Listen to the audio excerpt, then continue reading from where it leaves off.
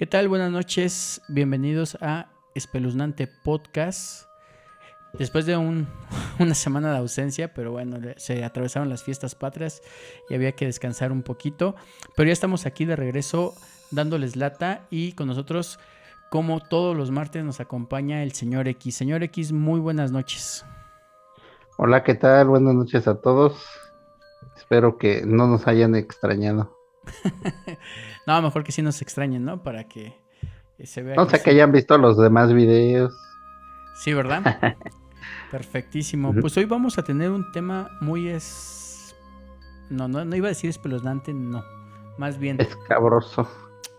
interesante, muy, muy interesante porque creo que es un tema que se ha dejado un poquito de lado en el sentido de tener esas evidencias como, ¿cómo se puede decir? Más, como más sustanciosas, ¿no? Porque no vienen de personas grandes o adultas, sino más bien vienen de los niños. Y precisamente vamos a hablar de los avistamientos que se han dado en algunas escuelas, ¿no? No vamos a abarcar en su totalidad, pues básicamente todos los casos, porque pues es muy extenso, o sea, hay muchos casos por ejemplo, en Inglaterra, en Escocia, México, África, y en África también hay un caso muy bueno, pero ese es creo que el más conocido. Ahorita vamos a abarcar algunos otros que se presentaron en España, que se me hicieron muy interesantes y que ya también habían quedado como Ujú. ahí un poquito relegados. Y pues bueno, no sé tú qué opinas, señor X, respecto a estos, Ah, o bueno, más bien, no sé si sabías de algún caso ya en escuelas, ¿no? Que se haya dado de este mm, tipo. sí, había escuchado aquí de en el Politécnico, de un avistamiento en el Politécnico. ¿Y cómo se llama? Y bueno, el caso que yo traigo no es precisamente de una escuela, pero es igualmente de un avistamiento ovni. Perfecto, perfecto, pues vamos. Y de veras, yo les debo por ahí un caso personal que me pasó el 13 de septiembre. Creo que sí. Ah, de veras, sí, Creo que necesitas compartirlo. sí. Hay video y todo. Entonces vamos a prepararlo bien para podérselo presentar a todos y que decidan y tomen sus propias opiniones, ¿no? Pues bueno, vamos a empezar. Ya no vamos a aburrir aquí al público. Y yo voy a compartir de hecho aquí la pantalla, señor X. Bien. Dame un segundito. Aquí está. Ahí está. Compartir. Ahí ya puedes ver mi pantalla, ¿verdad? Ujú. Así Perfecto. es. Yo voy a compartir aquí mi pantallita. Vamos a empezar con el primer caso.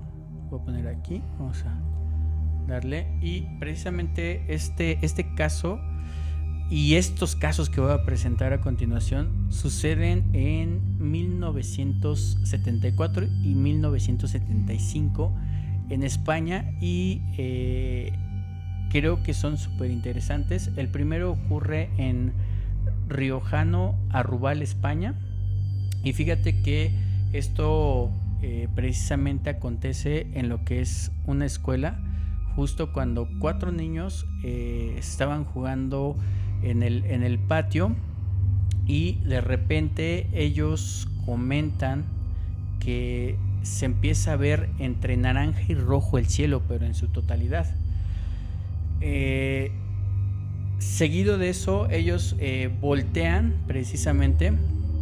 Ellos estaban jugando y cuando se empieza a poner el cielo en estos tonos, se detienen y voltean hacia el cielo, ¿no? Ellos, sorprendidos, empiezan a ver un objeto grande, grande, grande. Y aquí viene la parte interesante, ¿no? Porque este objeto no es el clásico platillo volador el que ellos ven, sino más bien lo que ellos describen es un cilindro o un objeto de forma de puro. Eso es lo que ellos empiezan a ver ahí y de hecho también hay una maestra, me parece, que también es testigo de este avistamiento, en donde pues ellos sorprendidos lo ven al ¿cómo se dice? En el horizonte, y ellos empiezan a ver que ese objeto tenía otra cosa en todo su, ¿cómo se puede decir? Pues fuselaje, ¿será? Que eran unas letras muy muy grandes. De hecho, ¿letra? Letras, ellos lo describen como letras. Si vemos en esta siguiente lámina, ahí viene del lado izquierdo. Ahí no sé si lo alcancen a ver. Del lado izquierdo ven una como Y, una X, una D y una M. Bueno, estos tres, más bien los que... bueno, dependiendo de la perspectiva, ¿no? Porque si lo volteamos, parecerían caracteres griegos. Fíjate que eso, sí, parece como si fuera un año, ¿no? Porque fíjate, lo que comenta una de las testigos, que se llama María Aranzazu,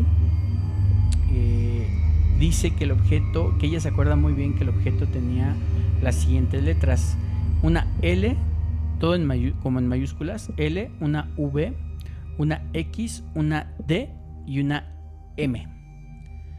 Esas son las letras, y parece, sí, como tú dices, griegas o romanos, ¿no? Así como unas letras, no sé, yo lo asociaría como... Pudiera ser como un número romano, o también puede ser un carácter griego, por ejemplo, si la M la ves de lado, un sigma. Sí, también podría ser.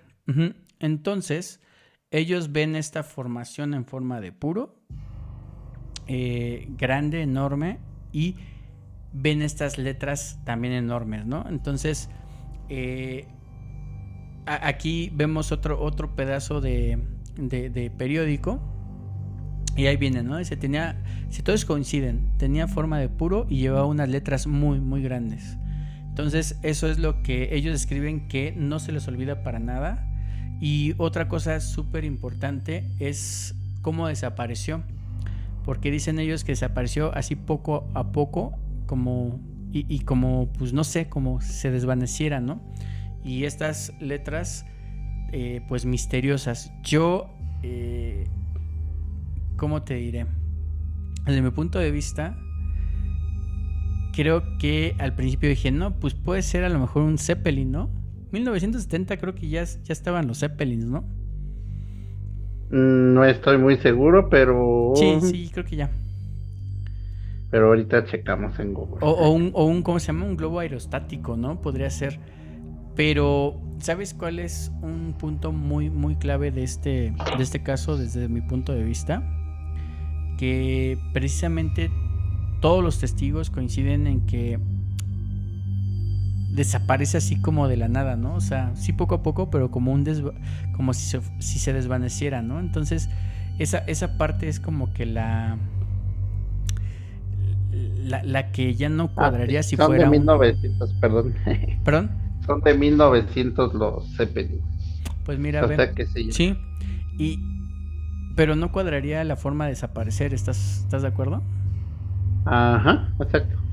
Ahora, aquí vemos, por ejemplo, otra de las fotografías reales, o sea, de ese del momento de cómo, pues al final los periodistas estaban investigando este caso, y pues ahí se ve, ¿no? Por ejemplo, ahí sí tienen la X, la V, la L, la M, o sea, como lo estaban describiendo los niños, ¿no? Yo creo que vemos también ahí por una variante del lado derecho, que empieza con una X, pues lo que pareciera ser una T y una M.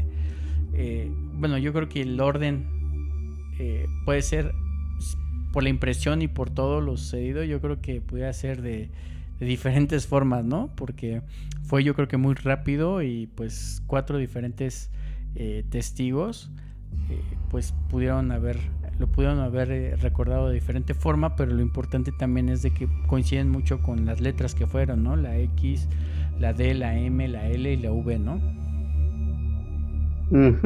Pues sí, igual, y digamos, pensando que fuera algo de este mundo, pues bueno, ya ves que aquí sí las naves, por ejemplo, los helicópteros, sí están identificadas así con letras, ¿no? Pensando que ya en aquel tiempo fuera en efecto un artefacto pues humano, ¿no? Pero si no, pues que pudiera ser algún tipo de mensaje o qué será.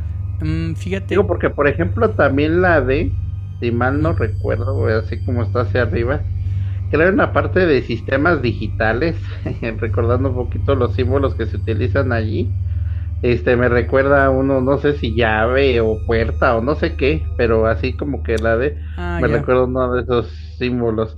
Este, o también, por ejemplo, digo, ahorita los vemos como letras, pero quizá eran como líneas y puntiagudas, porque no sé si recordarás ahí en la película de Prometeo, supuestamente cuando llegan allí con a la nave en el planeta, pues a donde arribaron, y los caracteres eran cuneiformes. Sí. Entonces, igual y aquí pudiera, digo, obviamente tú cuando miras algo, pues lo interpretas, ¿no? Y en este caso ellos le vieron forma de letras, ¿no? Pero qué tal si eran así como ese tipo de símbolos acuñados de manera de uniforme, ¿no? Pudiera Sí, ser. sí, fíjate, porque sí son sí tienen como ciertos patrones, ¿no? Entonces, yo estoy casi seguro que también los he visto en algunos otros casos que han sido de alguna forma ahí resguardados a través de la historia. ¿Cuáles esas letras o Sí, cuáles? ese tipo de letras. O sea, no ha sido, creo yo, el único caso en donde se vea este tipo pues sí, de letras, ¿no? Sí. Ahí habría que investigarle un poquito más. Estoy casi seguro que sí. La verdad, ahorita no me aventuré a investigarlo un poquito más por el tiempo, pero estoy seguro que sí. Estoy seguro que sí. Ok, pues Entonces, sigamos igual y luego le damos una revisada a eso de las letras. sí, aquí también todos estos extractos que están viendo, si quieren saber o averiguar un poquito más de todo esto, porque la verdad es de que creo que estos casos fueron retomados y gracias a eso pudieron ser todavía mejor documentados, ¿no? En este siglo, en este nuevo siglo. Entonces, si buscan un poquito saber más de esto, lo pueden encontrar también en Cuarto Milenio con, ¿cómo se llama su presentador? Creo que se llama Iker, ¿no? Iker ya no me acuerdo el apellido. Iker Jiménez. Iker Jiménez. Entonces, ahí pueden encontrar más información relacionado a esto y que pues la verdad es de que sí hicieron creo que un muy buen trabajo en volver a de alguna forma traernos estos momentos que pues al final pasan al olvido y si tú buscas por internet es dificilísimo encontrar esto, ¿no? Por ejemplo, también de los casos que yo hablaba hace rato, por ejemplo en Escocia o ahí en Inglaterra, también es muy difícil encontrarlos, están solamente en un libro, entonces creo que estamos volviendo a la época, ¿cómo te diré? De cuando empezaba el internet, pero ahora al revés, ¿no? O sea, en el sentido de que cuando empezaba el internet ya era como que, híjole, no sé, como que la puerta a mucha información, pero conforme va pasando el tiempo, creo que se va perdiendo mucha información de esa valiosa y creo que es momento ahora de volvernos a regresar a las bibliotecas, ¿no? A los libros. Yo creo que ahí hay fuente todavía mucho más interesante de lo que ya encontramos hoy día en internet.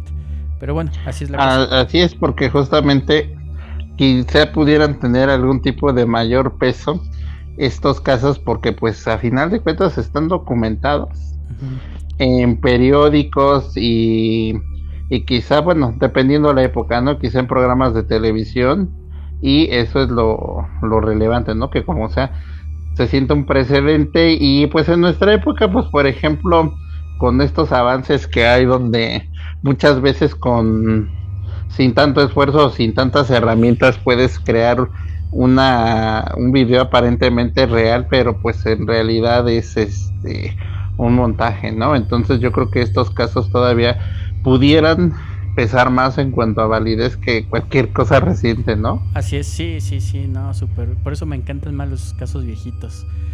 Y pues De bueno. hecho, por ejemplo, como por los que mostrabas ahí en tus revistas, ¿no? Que el Ajá. otro día que hiciste tu podcast, yo creo que igual debería de retomar algunos casos también, porque yo creo que esos tampoco siguen en internet. No, ya no, yo he buscado así varios y no, o sea, ya se perdió. Yo creo que también un proyecto interesante sería armar un blog con toda esta información que ya se fuera alimentando de estos casos, pues ya perdidos, ¿no? Así, sí, y la verdad, honestamente ya perdidos y ahí se quedaron. Y pues bueno, al final, regresando un poquito aquí a este caso de Arrubal, precisamente tres de los testigos sí dieron sus nombres, que es ya la mencionada María Aranzazu, Antonio Ascasíbar y Martín Sainz. Esos son los tres testigos que dieron su historia y su nombre, ¿no? Hay el otro cuarto también da su historia, pero no da su nombre, ¿no? Okay. Pues bueno, de esta forma y con esta fotografía ahí de los niños y con la maestra y ahí el periodista, pues nos despedimos de este caso, ¿no? Que es el de Arrubal y que está interesante, ¿eh? Súper interesante. Oye, pero aquí entonces o sea, ¿cuál fue la conclusión? Pues no, o sea, se quedó así. Todo este tipo de casos precisamente es lo que también de alguna forma nos hace saber, ¿no? Los periodistas que reabrieron estos casos, que pues al final se quedan así como en el carpetazo, y de algunos, sobre todo el último que vamos a ver, y siento yo que es el más interesante, pues básicamente los trataron de ¿cómo se dice? De desacreditar. Ah, ok. Uh-huh. Ah, bien. Que mira, ahorita que estoy viendo ahí. O sea, digamos, de ahí no pasó. Ajá, de ahí no pasó. Ok. que esa foto está escabrosa. Si ves la mano del periodista, hasta se ve como rara, ¿no? Con ese guante parece más como calavera. Se ve se ve como escabrosilla ahí. Y pues bueno, ese es el caso de Arrubal. Y creo que es súper interesante, ¿no? Y pues bueno, me recuerda un poquito a lo de los niños que tienen encuentros con vírgenes, que yo creo que más adelante igual vamos a retomar un tema de esos, que es como el de la Virgen, ay, no sé si es de Lourdes o de Fátima, que donde, bueno, los niños vieron, igual era pues a una dama, a una señora resplandeciente, ¿no? Y muchos pudieran aducir que pudiera ser también algún tipo de encuentro extraterrestre, ¿no? Así es, sí, es, y fíjate que es interesante, del que mencionas, si no mal recuerdo, que los dibujos que precisamente pintan los testigos justo coinciden más con lo que tú estás diciendo, y precisamente hasta se le ve como que un casco y todo. Ese estaría interesantísimo retomarlo de esa virgen. Sí. Bien. Y pues bueno, vamos. ¿Cuál es el segundo caso? Con el segundo caso, que sucede en meses después del que estamos viendo, y también en España. O sea, esto es súper interesante. Y esto sucede en Vizcaya, en Echeverría, perdón. Y justo sucede muy similar, solo que esta vez sucede fuera de clases, en el sentido de que es un día domingo, pero los niños justo estaban jugando a las escondidas en frente de la escuela. O sea, ahí ahí prácticamente en la escuela, ¿no? Cuando estaban ellos precisamente jugando a las escondidas y de repente se empieza a hacer como que un alboroto porque en el colegio, encima del colegio empieza a aparecer precisamente un objeto grande, el cual empiezan los niños y las personas, porque también narran que había personas adultas, se empiezan a sorprender, ¿no? Se empiezan a sorprender porque justo lo describen como muy grande y aparte como que el fuselaje era oscuro y emitía también pues varias luces de diferentes tonos y una descripción también muy buena es de que mencionan que como que parecía un platillo sobre otro platillo el objeto, ¿no? Entonces ahí lo empiezan a ver encima de la escuela y se empieza a materializar. Entonces cuando se materializa empieza precisamente este objeto a ocasionar caos en todas las personas que estaban ahí y pues todas se empiezan a oír despavoridos, o sea, por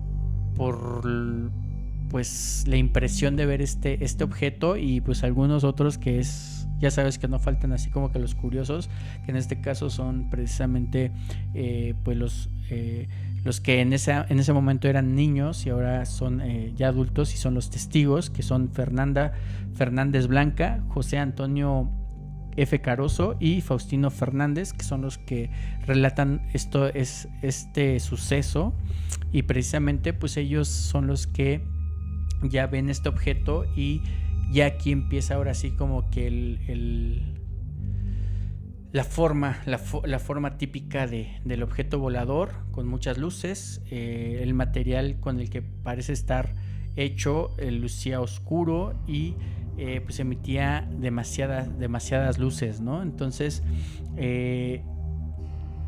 ya cuando lo ven así encima y empieza a causar el caos, pues resulta que se empieza a alejar, pero así como de un tiro muy rápido, y se aleja precisamente en los cerros, que es precisamente este cerro que estoy mostrando, es lo que ellos señalan y ¡pum! Desaparece.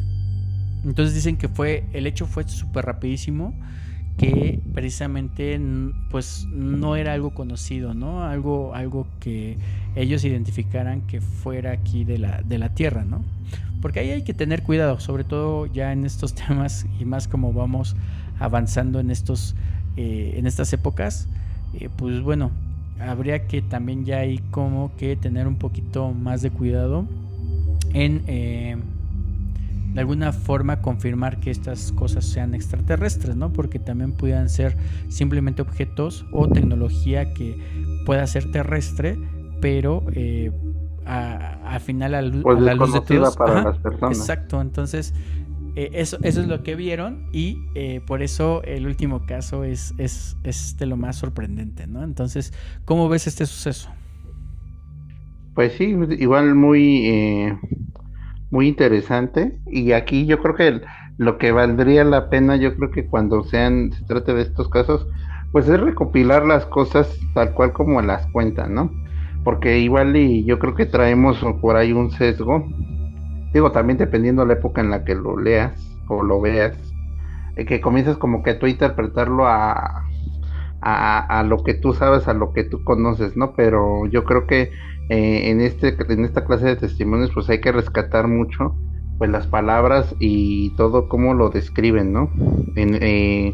Para su época, o sea, citarlos tal cual allí, y yo creo que eso para tanto también los avistamientos actuales, porque yo creo que esa clase de testimonio es lo único que sí puede resultar como que ¿cómo se llama? Pues creíble o fidedigno para para analizarse más a futuro, ¿no? Sí, así es. Precisamente es interesante esta parte y creo yo que no sé, el simple hecho de que los testigos también sean menores de edad, creo, para mí, en vez de darle el sentido de algo irreal, creo que le da más sentido de que sea real. Ya ves, simplemente el dicho, ¿no? A veces que dicen, o por lo menos aquí en México, de los niños y los borrachos siempre dicen la verdad, ¿no? Es lo que dicen. No, pero Pues sí, sí. y sobre todo en conjunto, ¿no? O sea, que no sea un solo niño, sino que sean varios, y que al final los separes y tengas una entrevista con cada uno y te digan y te describan lo mismo. Para mí eso es todavía mucho más importante, porque, y más en esas épocas, porque precisamente creo que todavía la educación y todo el ambiente social, creo que apuntaba para ser más honestos, ¿no? Entonces, creo que para mí tiene mucho peso el que sea así, y por eso me gustan mucho estos temas de avistamientos en las escuelas, ¿no? Pues sí, y justamente, pero con niños dices, ¿no? Así es. Uh-huh. Entonces Sí. es súper interesante esta parte. Bien. Bueno, ese igual lo mismo, son extractos y cosas que si quieren lo pueden encontrar ahí en cuarto milenio, ¿no? Creo que se llama la página De Ica. de Iker.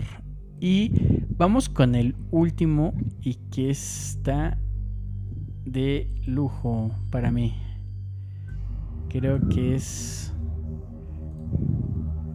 está súper. ¿Vamos bien de tiempo o comenzamos Bueno. en la otra? No, sí está bien. ¿Sí? Ahí vamos, Ok. Ahí vamos. Deja echarle un vistacito rápido, pero sí, ahí vamos. Para que no nos cortan la inspiración. Sí, no. Ahí vamos. Y bueno, está precisamente, esto sucede un año después, igual en España, es en Mañerú, Navarra. Y pues como lo describe aquí el título del periódico, 5 niños vieron un ovni, ¿no? ¿En qué año fue eso? En 1975, un año más tarde, ¿no? Entonces, precisamente aquí vemos una parte de los documentos de investigación, donde ahí vemos esos dibujitos que los vamos a ver un poquito más adelante. Y también vemos aquí pues ¿cómo se le llama? Pues un folletito, ¿no? Ahí de humanoides en España durante 1976, ¿no? Entonces sí. Humanoides. Sí. Es que este caso precisamente está súper interesante, y precisamente aquí lo que cuentan y súper importante es de que este caso fue como hermetizado, no sé si esté bien dicho, pero bueno, fue muy hermético, o sea, no se habló mucho de él.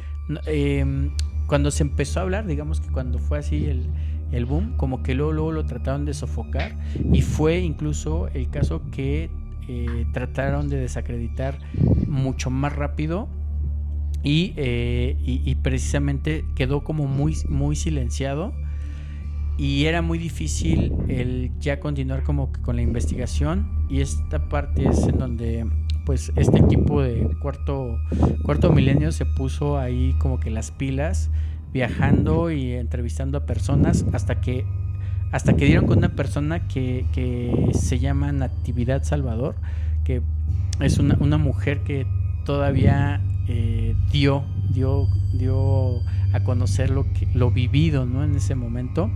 Y precisamente lo que ella cuenta y se comentaba también en los periódicos es de que los niños estaban como que acostumbrados a que después de la hora de la comida de la escuela salieran hacia lo que era el monte. Me imagino que era ahí una distancia ridícula la que estaba pegada a la escuela hacia lo que era la naturaleza, el monte, y pues ellos se iban ahí a jugar y despistarse un poco, ¿no? Entonces justo ellos van y salen a lo que es el monte y pues de un momento a otro empiezan a ver también un objeto, ¿no? Ellos empiezan a ver un objeto súper luminoso y justo ese objeto que era grande, comentan que tenía una cúpula grande, y aquí es donde viene lo interesante, porque justo cuando se va acercando más este objeto y va precisamente pues ya teniendo un impacto sobre los niños, que en este caso fue... Las imágenes creo que están muy grandes, digo, no sé si así sean o sí, algo se esté quedando fuera, o es nada más como las veo yo. Yo creo que es como las ves tú, porque sí en la pantalla aquí sí se están... Ok, sí, bueno. Sí, entonces justo en ese momento se empiezan a ir materializando todavía más, y los niños que están involucrados en esta historia son Ignacio Cía, la maestra Doreta, Jesús Alangúa y Natividad Salvador, que son las personas que están involucradas y testigos que se han podido contactar en ese momento, y después ya en lo que fue esta nueva investigación, pues fue Natividad Salvador, ¿no? Entonces el objeto se empieza ya a materializar en los cielos, ¿no? Y es cuando ven, pues lo ven más definido, y como te comentaba, arriba se empiezan a ver los niños. Porque aparte iba descendiendo, este objeto iba descendiendo. Esto es también algo súper importante. Este objeto va descendiendo, ven la cúpula, y los niños sorprendidos se empiezan a esconder, y me parece que unos empezaron también como que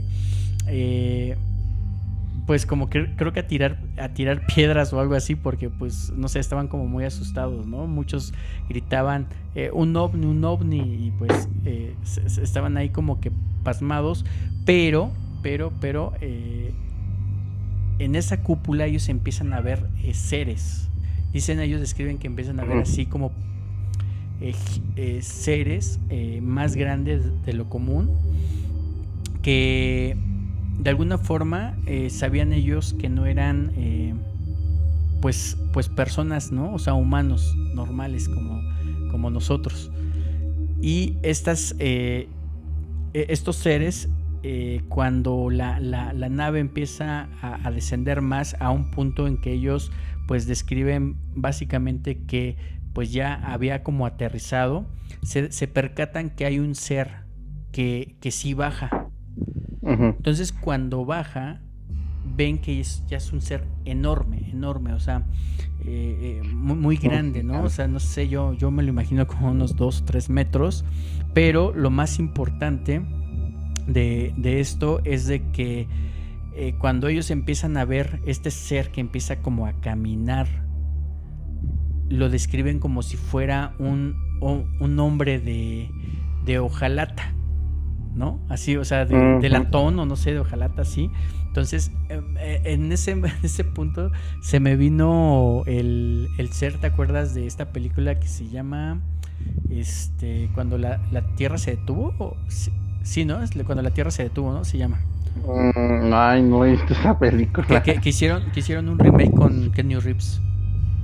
No, pero digo, independientemente de eso, en las películas se estila mucho cuando relacionas algo a un ser con el espacio, el vestido de plateado, ¿no? Sí, y de hecho ellos describen, qué bueno que hiciste esa observación, porque, o sea, lo ven así como si fuera un ser de hojalata. Aquí vuelvo a repetir la imagen, pero el de hecho de acá atrás, ¿no? Se ve mejor, pero también describen como si tuvieran un mono, ¿no? O sea, ese como tipo de traje de los mecánicos o pilotos de automovilismo, ¿no? O sea, me imagino como un traje de una sola pieza, pero en este caso como pegado, ¿no?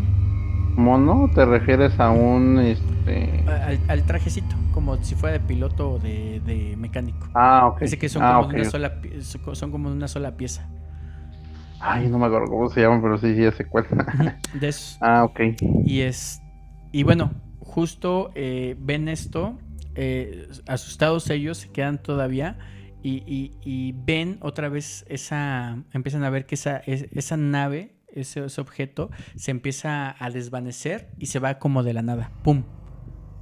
Y adiós, ¿no? Entonces se quedan sorprendidos y ellos bajan súper asustados hacia la escuela donde los empiezan a recibir pues más personas, maestros y todo por la forma en que ellos bajaban y se les veía el miedo, el terror y todo eso, pues les empiezan como a tranquilizar y a preguntar qué había pasado, ¿no?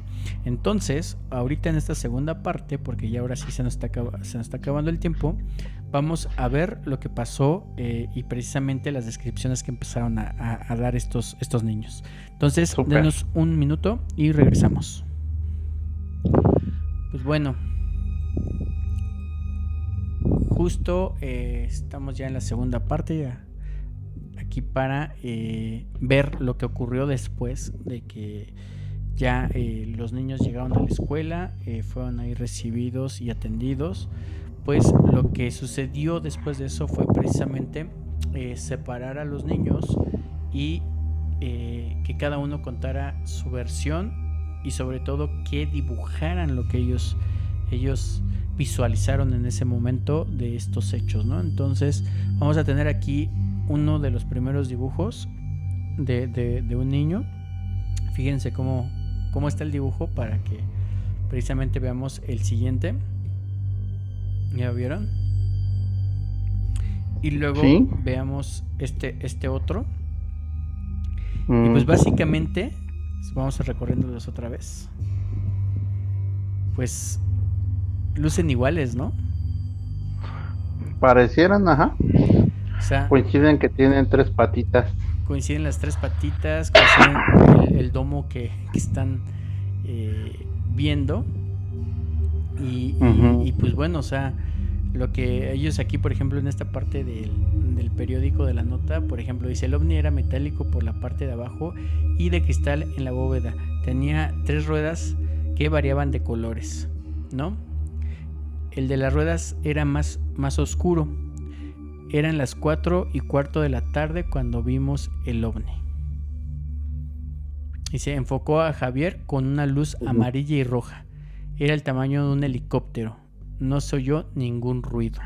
O sea, eso también es como muy importante, ¿no? O sea, este objeto grande que a pesar del tamaño que aquí, por ejemplo, ellos describen que era como de un helicóptero o era lo que percibían, pues al final no hacía ruido, ¿no? Entonces es algo que hoy día no tenemos, creo que, objetos oficialmente formalizados de que tengan como que esa tecnología, ¿no? O sea, como que pareciera que fueran totalmente eléctricos, ¿no? Pero bueno. Sí, hasta un dron hace ruido. Así es. Y viene la parte también muy interesante donde Natividad precisamente narra que al día siguiente fue con su hermano al monte donde aparentemente este objeto volador no identificado descendió y donde se bajó este personaje alto y pues de rasgos diferentes a los de un ser humano. ¿Y cuál fue su sorpresa? Que ellos encontraron huellas.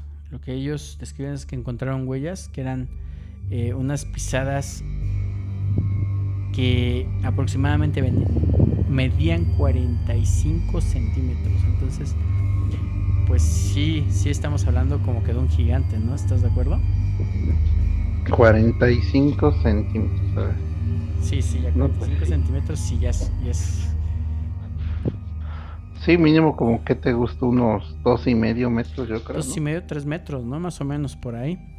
Y algunos otros testigos comentan que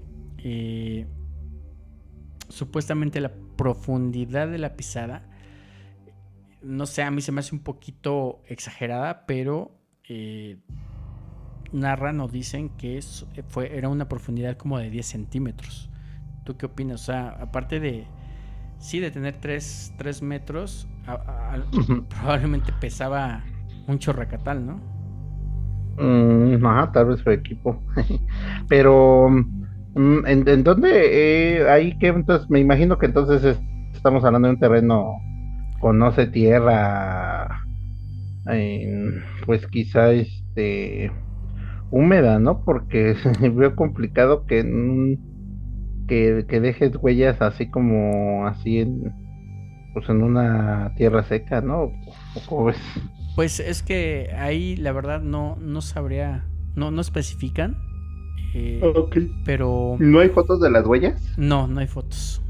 Mm. No, eso sí está como que sí quedó a deber en esa parte, pero al final tú sabes que en estos casos, cuando se tiene este tipo de avistamientos o este tipo de encuentros, pues a veces no importa si los terrenos son húmedos o secos o lo que sea, ¿no? Porque Ujú. pues aparentemente ya es como que algo que a lo mejor hasta el mismo ser tiene, ¿no? No sé. Ajá, no digo sobre todo como, o sea, qué tanto tuvo que haber pesado para dejar una huella así, ¿no? Sí, pero bueno, al final de cuentas, creo que este encuentro a mí me gusta mucho porque ya no solamente se queda como que en el avistamiento de pues de un objeto volador no identificado, ¿no? Sino también ya se agregan lo que son los tripulantes o posibles tripulantes de estas naves, ¿no? Sí, sí. O sea, ya no es nada más la visión del objeto, sino Así es. de algo más.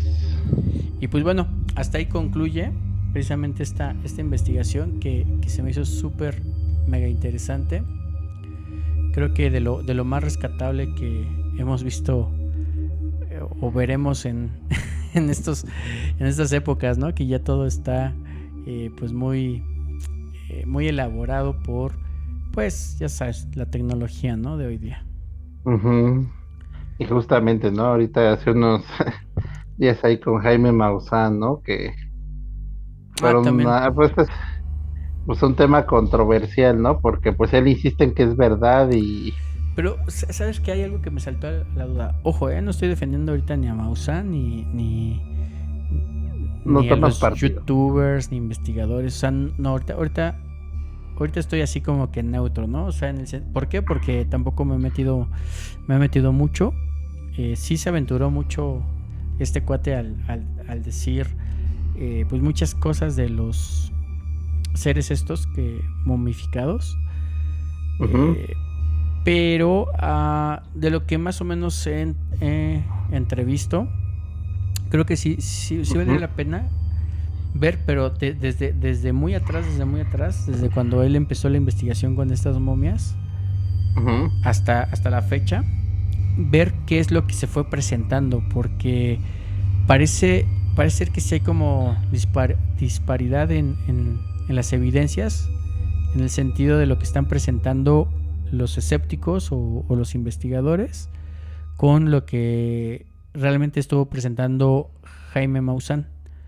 Digo, de todas ujú. maneras, o sea, yo no descarto nada ahorita, pero tampoco pues aviento la piedra porque hay muchas cosas que hay que sí investigarlas y investigarlas bien, ¿no? No como lo hacemos, de que somos prácticamente, ¿cómo le llaman? Investigadores de escritorio, ¿no? Que ya nada más lo que precisamente Ujú. encontramos en la internet o en la red, y ya con eso nos conformamos. No, creo que sí hay que ir un poquito también más allá, pero pues para ir más allá sí también se necesita mucho varo, ¿no? Pero al final creo que sí, por ahí he visto como que sí hay discrepancias de lo que está presentando este cuate o de lo que estuvo presentando a lo que están presentando ya estos investigadores que de alguna forma están ¿cómo se dice?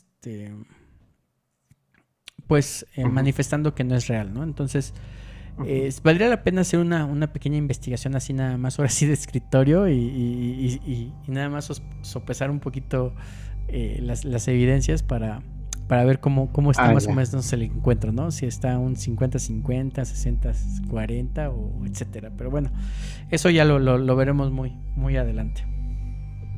Y pues no sé, por ahí nos tenías ahí un temita también, ¿no? Aquí a colación. Ujú. Bueno, de hecho, dos. Demos. Es igual relacionado a escuelas, pero es el de la vocacional del Politécnico, la 8, Ajá. donde igual te narran de avistamientos, ¿no? Entonces, es una cosa que sale hasta en los periódicos. Fue un 14 de febrero del año 2000 y bueno, vamos a leer un poco la narrativa de lo que dice. Va. Dice, hace varios años, mientras la gente dormía en una noche especial para todos los interesados por los no identificados, un objeto de origen desconocido desafió la lógica, nuestra lógica, y de madrugada se internó en una de las ciudades más grandes y populosas del mundo, en aquel tiempo pues el Distrito Federal. Sin importarle ocultarse ni todo lo que se desencadenara su aparición ante los múltiples testigos que pudieron observarlo por varios minutos, el vuelo de este objeto al norte de la ciudad. La historia de un caso trascendente. Lo estoy leyendo de una página, digo para que no digan que nos robamos la información, se llama Conexión Paranormal de Roberto Samael. Entonces, dice allí, así es, ese 14 de febrero del año 2000, aproximadamente a las 2 de la madrugada, un gran objeto de varios metros de diámetro se paseó volando a baja altura por la avenida de las Granjas para acercarse a la vocacional número 8 del Instituto Politécnico Nacional, en donde bajó a unos 2 metros del suelo, quedando estático por varios minutos, para luego levantar el vuelo y perderse con dirección norte al cerro del Chiquihuite. Ya ves que siempre los cerros son su lugar favorito de escondite. Pero ahí en la delegación Azcapotzalco, lugar del avistamiento, fueron muchos los testigos que directa e indirectamente observaron las raras maniobras de este objeto. Tal parece que a los ocupantes de este ovni no les importó que esa noche dejara marcada evidencia de su presencia tras de sí y que provocara lo que sería el caso ovni más importante de los últimos tiempos en México. Afortunadamente, logramos cubrir directamente las evidencias y testimonios que dejó este avistamiento. Se encontraron una buena cantidad de pruebas que confirmarían ampliamente el caso. Por ejemplo, los oficiales de 3 sectores de la policía, sector Hormiga, sector Clavería y Cuitláhuac, de la delegación Azcapotzalco, que observaron el vuelo del objeto, siendo los patrulleros de esta última base, Cuitláhuac, quienes persiguieron al no identificado por varias calles hasta perderlo en la vocacional 8, y de tal experiencia se levantaron actas oficiales de dicho incidente. También encontramos que los trabajadores de la gasolinera cercana, así como de otros negocios que laboraban por la noche, lo observaron.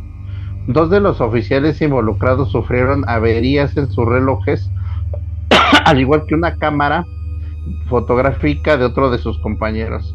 Desde otro punto de la ciudad, elementos de la SSP en aquel tiempo, en la zona rosa desde el 9º piso, aseguraron haber visto al objeto. Ahí es donde está ubicado el mando central de radio de todo el Distrito Federal, en la glorieta de Insurgentes.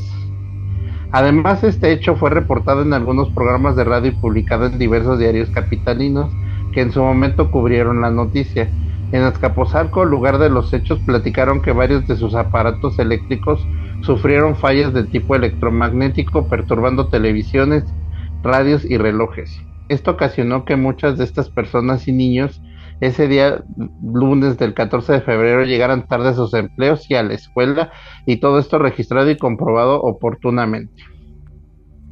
Hay un testigo fundamental, pero además, al hacer la investigación de tan sonado suceso, publicamos varios ejemplos artículos sobre dicho avistamiento en la revista Contacto OVNI, pero descubrimos que el suceso daba para más. Se encontraron más referencias y nos faltó hablar de otras. Asimismo, al indagar sobre dicho evento, dimos con un testigo primordial que desafortunadamente para ella, el objeto volador no identificado había aterrizado a unos metros de donde se encontraba esa extraña noche. Gabriela, nombre de esta vigilante, quien nos contó que esa noche vio acercarse a varias patrullas a la caseta en donde estaba ubicada, solicitando entrar a la escuela. pues creían que el objeto que se mantenía estático y cerca del suelo se podría apreciar mejor desde allí.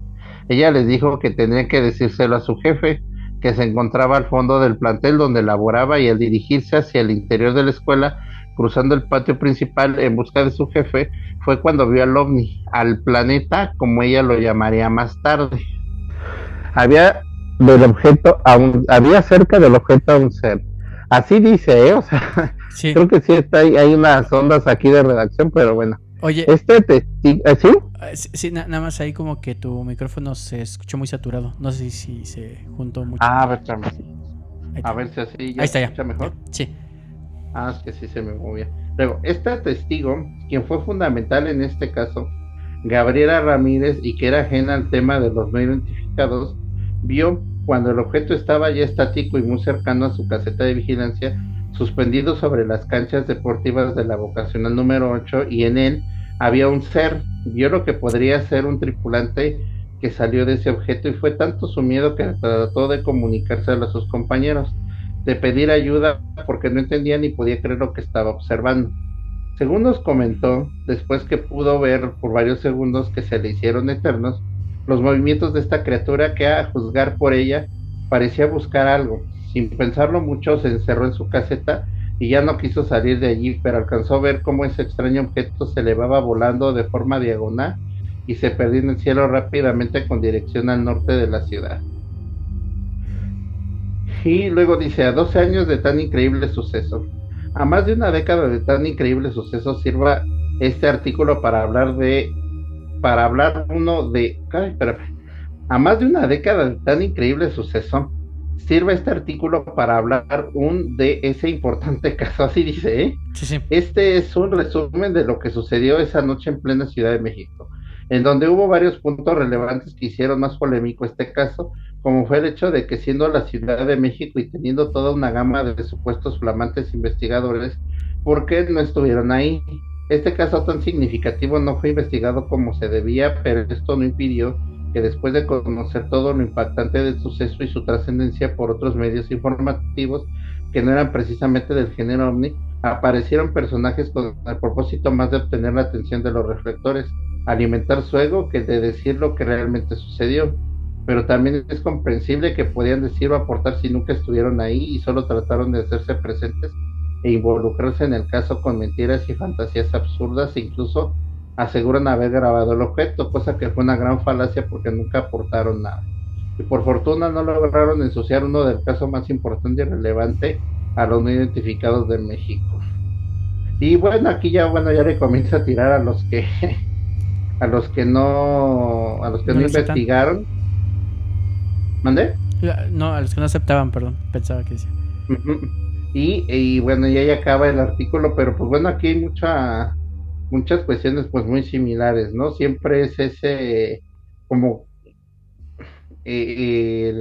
como en los primeros relatos que nos decías de los niños, o sea, ahora sí que como que se estaciona, y luego de que se estaciona, pues sí logran ver cómo el ser manipula, ¿no? Y si dice ella que vio que más o menos lo que hacía el ser, quiere decir que pudo haber sido un objeto muy parecido a los que describen los niños, ¿no? Que se das cuenta que es el disco con pues, que pudiera ser como una cúpula de cristal o transparente, que les permite pues explorar el terreno, ¿no?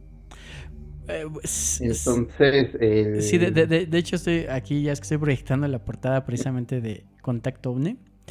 Fue la edición del 14 de febrero del 2000, ¿no? Por aquí dice, y sí se ve precisamente el OVNI con la cúpula que tú mencionas, ¿no? Y hasta dice ahí el título, el caso OVNI más importante del milenio, el OVNI que movilizó a la policía del Distrito Federal. Sí, yo recuerdo muy bien esa noticia, y que pues de alguna forma pues sí dio muchísimo de qué hablar. Exacto, y bueno, si bien aquí no tuvieron que ver los estudiantes, pero pues tuvo una escuela involucrada, ¿no? Y, sí. Y otra cosa, ¿no? Aquí también, o sea, pues estas naves pues son tal cual, son de rastreo, no sé, de investigación de campo, porque no son tal cual como que la nave nodriza, ¿no? Sí, así es. Porque les permite moverse. Y hubiera sido Muy fácil. interesante que de alguna forma, si la decisión de la vigilante de caseta hubiera sido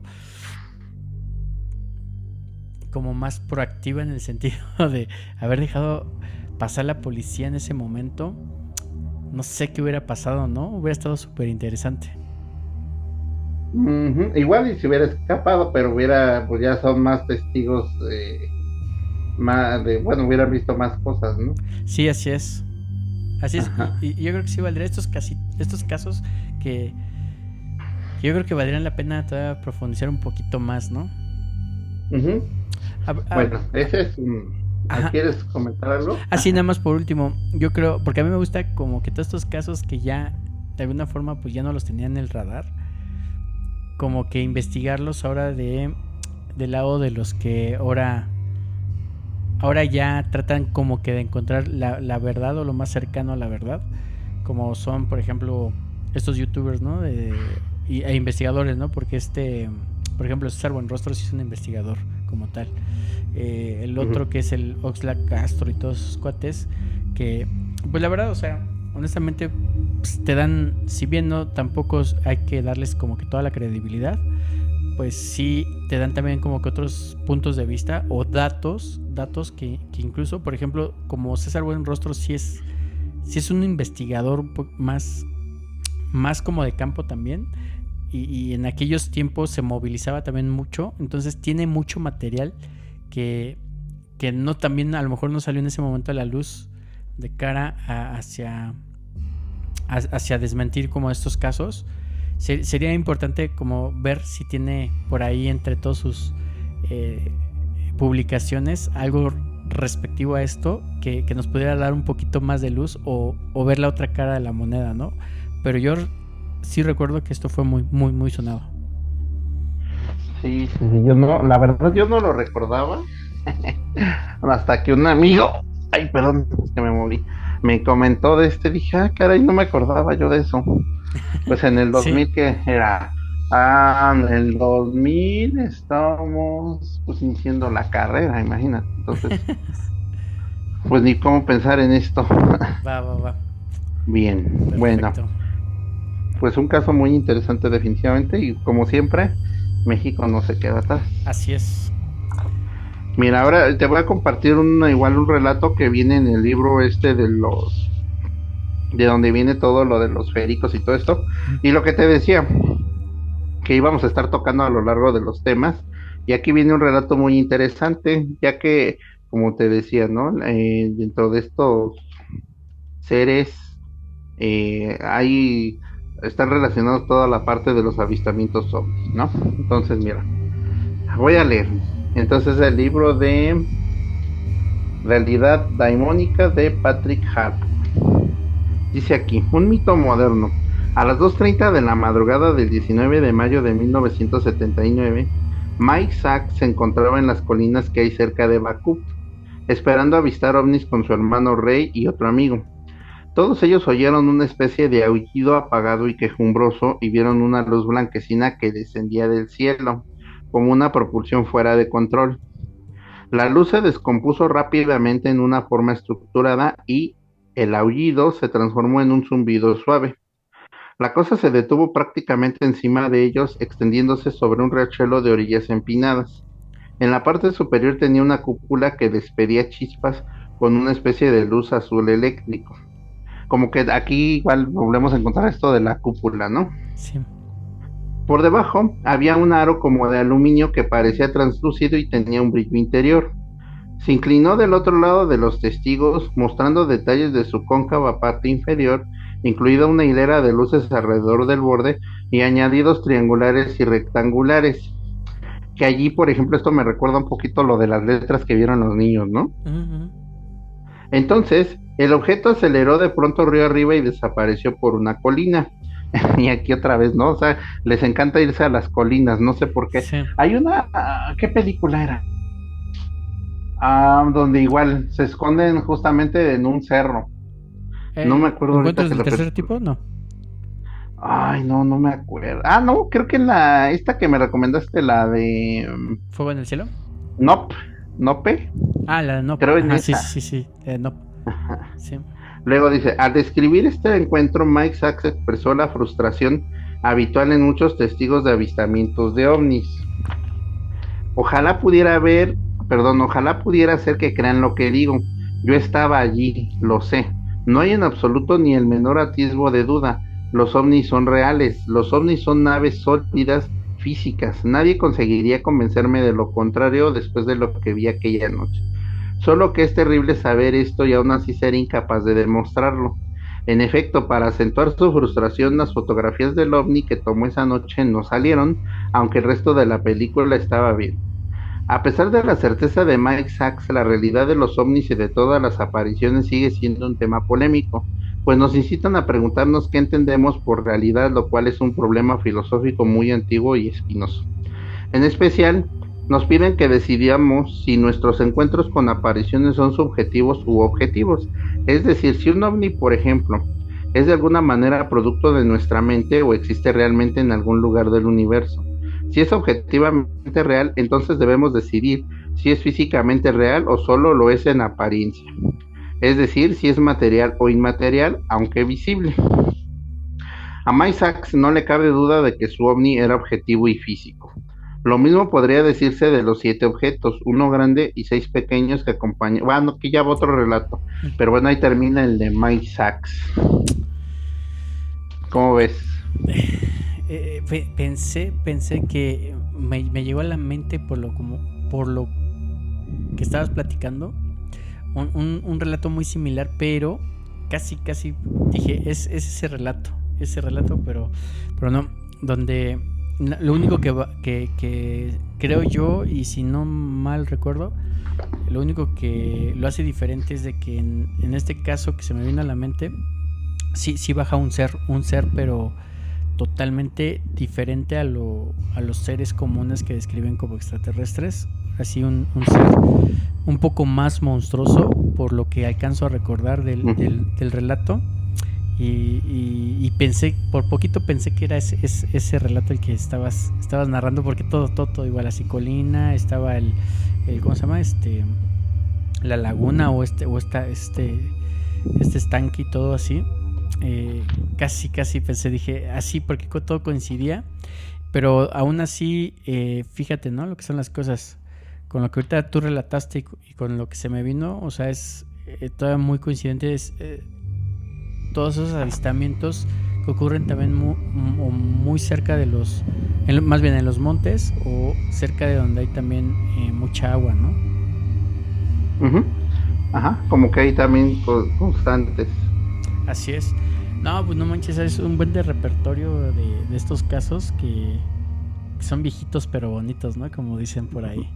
Entonces, Mira, a ver, si quieres, vamos a ese que iba, está cortito. va. Mira, dice, a Mike Sachs no le cabe duda de que su ovni era objetivo y físico. Lo mismo podría decirse de los 7 objetos, uno grande y 6 pequeños, que acompañaron a un Boeing Stratocruiser en un vuelo de Nueva York a Londres el 29 de junio de 1954.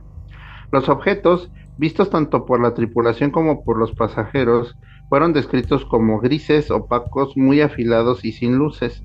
Sin embargo, la naturaleza física, al menos del objeto grande, no era tan definida como cabría. Parecía cambiar de forma con gran volubilidad, apareciendo a veces como un aparato bien definido y otras como bastante amorfo.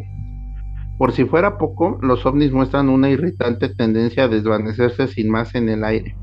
Voy a ir tocando el problema del carácter físico de las apariciones a lo largo de todo el libro, pero por ahora comenzaré tratando la cuestión de su subjetividad u objetividad. Y el mejor punto para empezar es el gran psicólogo analítico suizo Carl Gustav Jung, que en 1965 escribió un ensayo titulado Un mito moderno de cosas que se ven en el cielo. Este sigue siendo uno de los más agudos análisis de apariciones aéreas, aunque no le hizo mucho bien a la reputación científica de Jung. La mayor parte de los científicos respetables evitan siempre las anomalías y los platillos volantes no son una excepción. Sin embargo, Jung se puso del lado de la vida real y por encima de la respetabilidad arguyendo que ningún científico verdadero podría ignorar los miles de informes que surgían en todas las partes del mundo refiriéndose a esas extrañas luces y objetos. Y bueno, aquí, por ejemplo, pues que están hablando de unos avistamientos que vieron pues en un vuelo, ¿no? Y creo que de esos hay bastantes ejemplos, pues tanto modernos como pues como esta que era de 1954. 1954. Uh-huh. Fíjate que todo eso está súper interesante porque fueron como que años muy buenos.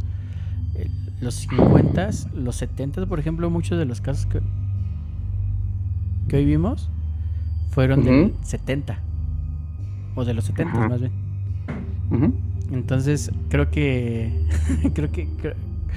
como que coinciden mucho esas fechas, ¿no? Incluso, por ejemplo, en algún momento creo que también lo conté aquí, John Lennon también había reportado cuando viajó en el 74 a Nueva York. También reportó. Ese caso está súper interesante y habría que abordarlo por separado, porque él reportó precisamente un avistamiento de un objeto, pero precisamente ese avistamiento de ese objeto volador ahí en Nueva York que él reportó se asocia mucho con un suceso de una abducción extraterrestre de un... ¿Cómo se le puede llamar? No sé si está correcto decirle directivo, no sé, de la ONU, que fue abducido. Entonces, esa historia está súper interesante, pero sí hay que abarcarla así, muy por separadito, pero fueron como que en esas épocas, ¿no? En esas fechas de muchos avistamientos, ¿no? Y fíjate que aquí igual en este libro hay una sección o una parte donde tratan de algo que hay un librito que se llama El libro de los condenados. Ese libro de los condenados se llama justamente así porque las personas que se atreven a hacer estos relatos pues los condenan obviamente pues a la burla, a la ignorancia, a que están locos, pero es un compendio de relatos de que se pudieran decir pues de antes de 1900, o sea, estamos hablando de 1850, donde ya se están viendo cosas, por ejemplo, de que sustancias raras que encuentra la gente, avistamientos de luces y cosas, pues obviamente estamos hablando de que ¿cuándo fue? 47 el de Roswell, ¿no? Imagínate, casi 50 años antes de Roswell. Entonces, porque luego muchos arguyen que todas estas visiones pues se dieron después de Roswell, ¿no? O sea que prácticamente son producto de una psicosis colectiva, ¿no? Pero mira que hay una cosa interesante que hablan de algo más reciente, en los 50 igual, pero que tiene que ver con esas sustancias, ¿no? Mira, la situación es directamente análoga a la de los aterrizajes de ovnis, de los que luego se descubren huellas y otros restos. Cientos de testigos en Campinas, Brasil, vieron el 14 de diciembre de 1954 un disco giratorio que soltó un chorro de líquido plateado en las calles. Los científicos gubernamentales recogieron parte de él y más tarde anunciaron que era estaño en estado casi puro. El objeto ovalado que el agente de policía Luis Zamorra vio aterrizar a las afueras del Socorro, Nuevo México, el 24 de abril de 1964, dejó tras de sí una sustancia que parecía metálica sobre unas rocas. Resultó ser silicona.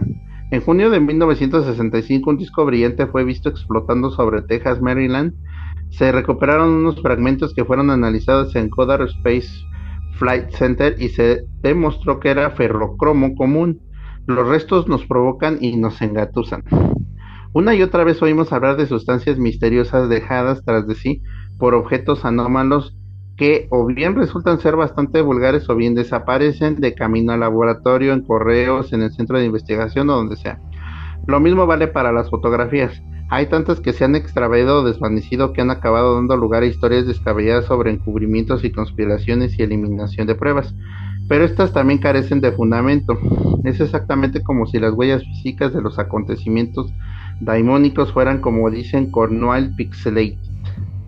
Este fenómeno de la prueba desaparecida forma parte del entramado daimónico, según confirma el folclore tradicional. Es sabido que resulta difícil asir cualquier cosa que haya pasado, por decirlo así, del reino daimónico a este mundo. Un motivo muy común de los cuentos populares desde Japón e Indonesia hasta Irlanda habla de una recompensa que otorgan, bueno, aquí está hablando ya ahora de las hadas, ya va a acabar.